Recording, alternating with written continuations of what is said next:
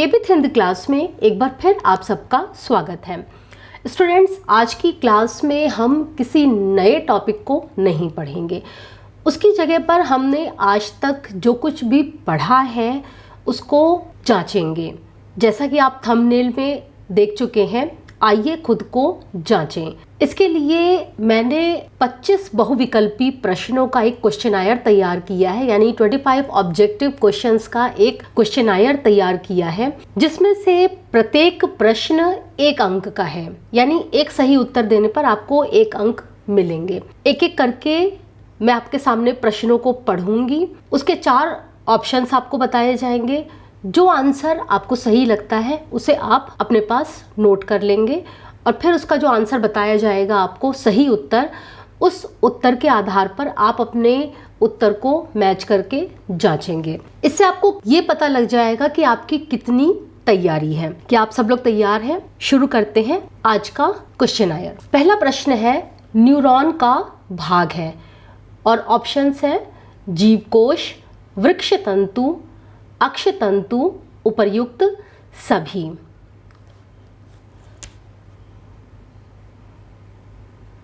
उपर्युक्त सभी। दूसरा प्रश्न है, निम्नलिखित में से कौन मस्तिष्क का भाग नहीं है? सेतु, सुषुम्ना, थैलेमस, हाइपोथैलेमस।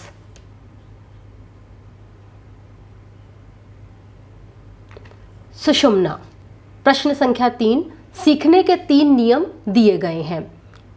थॉर्नडाइक द्वारा, मैकडूगल द्वारा, फ्रायड द्वारा, वुंट द्वारा।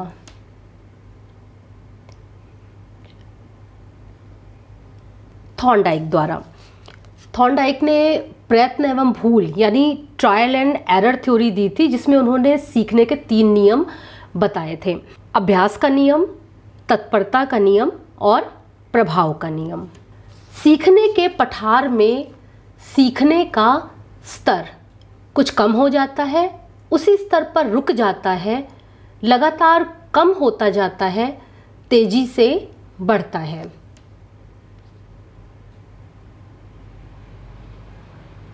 उसी स्तर पर रुक जाता है।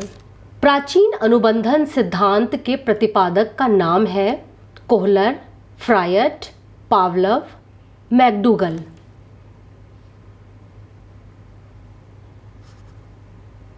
पावलव। प्राचीन अनुबंधन सिद्धांत, जिसे क्लासिकल कंडीशनिंग भी कहा जाता है। तो ये जो क्लासिकल कंडीशनिंग थ्योरी है, ये पावलव के द्वारा दिया गया था और पावलव ने इसे कुत्ते पर एक्सपेरिमेंट करके इस सिद्धांत का प्रतिपादन किया था। यानी ये सिद्धांत जो है वो कुत्ते पर आधारित एक्सपेरिमेंट पर बेस्ड है। स्मृति प्रक्रिया का सही क्रम है, यानी स्मृति की जो प्रोसेस होती है उसका सही क्रम क्या है? अधिगम, पहचान, धारणा, पुनःस्मरण, अधिगम, धारण, पुनःस्मरण, पहचान, पहचान, अधिगम, धारण, पुनःस्मरण, पहचान, धारण, पुनःस्मरण, अधिगम।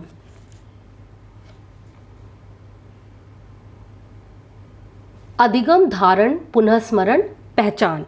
क्योंकि स्मृति की प्रक्रिया में सबसे पहले हम सीखते हैं यानी अधिगम करते हैं, फिर जो कुछ भी सीखते हैं उसे हम मस्तिष्क में धारण करते हैं, फिर उसका रिकॉल करते हैं और कई बार हम रिकॉल नहीं कर पाते लेकिन उसे पहचान लेते हैं। तो ये खा आंसर सही है।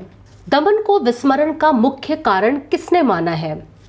मर्फी, वुडवर्थ, फ्रायड, उपयुक्त में से कोई नहीं। फ्रायड। फ्रायड का कहना है कि जो कुछ भी दुखद अनुभव होते हैं या हमारे कटु अनुभव होते हैं, दुखद स्मृतियां होती हैं, उनको हम क्या करते हैं? अचेतन में दमित कर देते हैं। पूर्व में सीखे गए विषय को धारण न कर सकना कहलाता है अल्पस्मरण, विस्मरण, कल्पना, उपयुक्त में से कोई नहीं। विस्मरण। एबिंगहॉस के अनुसार विस्मरण है एक निष्क्रिय मानसिक प्रक्रिया, एक सक्रिय मानसिक प्रक्रिया, सक्रिय एवं निष्क्रिय मानसिक प्रक्रिया, उपर्युक्त में से कोई भी नहीं।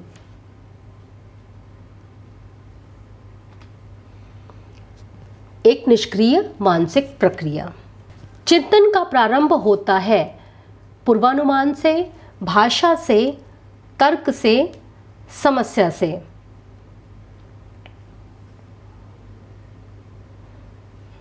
समस्या से, क्योंकि चिंतन का अर्थ होता है समस्या समाधान के लिए सोच विचार करना। जब समस्या होगी तभी चिंतन का प्रारंभ होगा। किसी वस्तु के सामने होने पर ही उसके विषय में होने वाला चिंतन कहलाता है। प्रत्यक्षात्मक चिंतन, कल्पनात्मक चिंतन, प्रत्ययात्मक चिंतन, तार्किक चिंतन।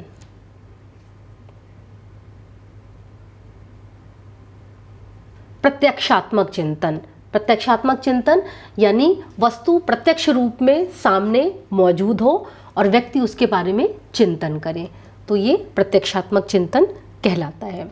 चिंतन के विषय में संबंधों के पृथक्करण तथा सह संबंधों के पृथक्करण, ये दो नियम किस विद्वान द्वारा प्रतिपादित किए गए हैं? McDougall, Freud, Spearman, B N Jha.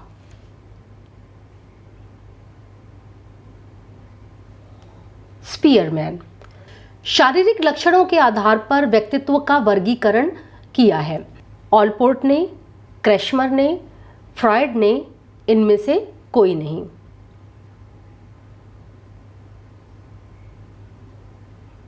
क्रेशमर ने शारीरिक लक्षणों के आधार पर व्यक्तियों को 3 भागों में बांटा है: पिकनिक, एस्थेनिक और एथलेटिक। सामाजिक आदर्शों से संचालित होता है।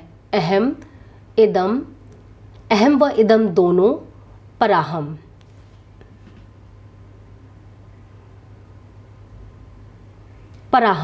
पराहम जिसे सुपर ईगो कहते हैं। तो सुपर ईगो जो होता है वो सोशल वैल्यूज पर यानी आदर्शों पर, नैतिकता पर आधारित होता है। सामाजिकता के आधार पर व्यक्तित्व का वर्गीकरण प्रस्तुत किया है।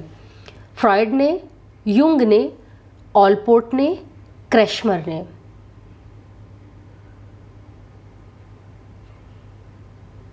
युंग ने यानी व्यक्ति कितना सोशल है उसके आधार पर युंग ने 3 प्रकार बताए हैं: अंतर्मुखी, बहिर्मुखी, उभयमुखी। इंग्लिश में इसे इंट्रोवर्ट, एक्सट्रोवर्ट और एम्बीवर्ट कहते हैं। अगला क्वेश्चन है, व्यवहारिक मनोविज्ञान मूल रूप से है। मनोविज्ञान का आलोचनात्मक पक्ष, मनोविज्ञान का शुद्ध सैद्धांतिक पक्ष, मनोविज्ञान का व्यवहारिक एवं उपयोगी पक्ष, उपर्युक्त तीनों। मनोविज्ञान का व्यवहारिक एवं उपयोगी पक्ष। व्यवहारिक मनोविज्ञान के आधुनिक रूप का सूत्रपात किया गया क्रचफील्ड द्वारा, मर्फी द्वारा, स्टाउट द्वारा, मूंस्टरबर्ग द्वारा।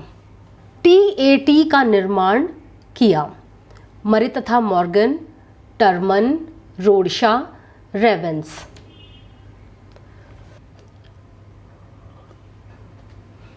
मरे तथा मॉर्गन। TAT यानी थीमेटिक अपरसेप्शन टेस्ट, जिसे प्रसंगात्मक बोध परीक्षण भी कहते हैं, इसका निर्माण मरे तथा मॉर्गन ने किया था। और ये एक व्यक्तित्व मापन की प्रोजेक्टिव टेक्निक है, यानी प्रक्षेपण विधि, जिसमें कुछ कार्ड्स दिए होते हैं, उन कार्ड्स में जो चित्र बना होता है उसके आधार पर कहानी लिखनी होती है।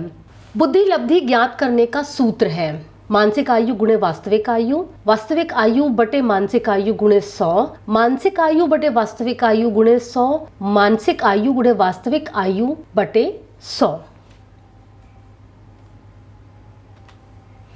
मानसिक आयु बटे वास्तविक आयु गुणे 100। मानसिक आयु यानी मेंटल एज, वास्तविक आयु जिसे शारीरिक आयु बोलते हैं यानी क्रोनोलॉजिकल एज इनटू 100। एक विद्यार्थी की शारीरिक आयु 10 वर्ष है और मानसिक आयु 12 वर्ष है, तो उसकी बुद्धि लब्धि होगी 100, 110, 120, 112। 120। रोरशा स्याही डब्बा परीक्षण में कार्डों की संख्या होती है 10, 8, 5, 12। 10। रोरशा स्याही डब्बा परीक्षण हरमन रोरशा द्वारा 1921 में बनाया गया था। हरमन रोरशा स्विट्ज़रलैंड के साइकेट्रिस्ट थे जिन्होंने इस परीक्षण का निर्माण मानसिक रूप से जो अस्वस्थ व्यक्ति होते हैं उनके उपचार के लिए किया था। निम्नलिखित में से कौन समूह तनाव का कारण है? शिक्षा, रूढ़ि युक्तियां, राष्ट्रीय पर्व, खेल।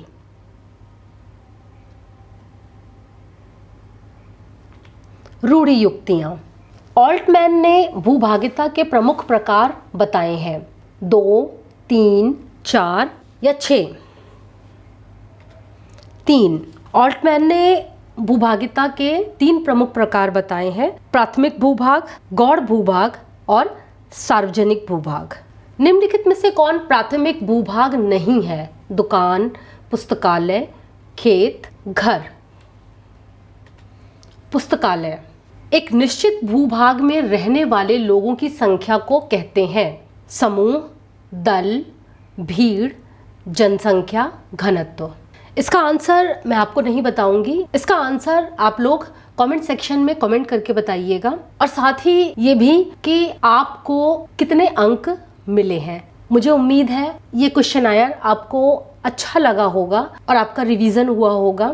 मिलते हैं अगली क्लास में, तब तक अपने घरों में रहें, सुरक्षित रहें। नमस्कार।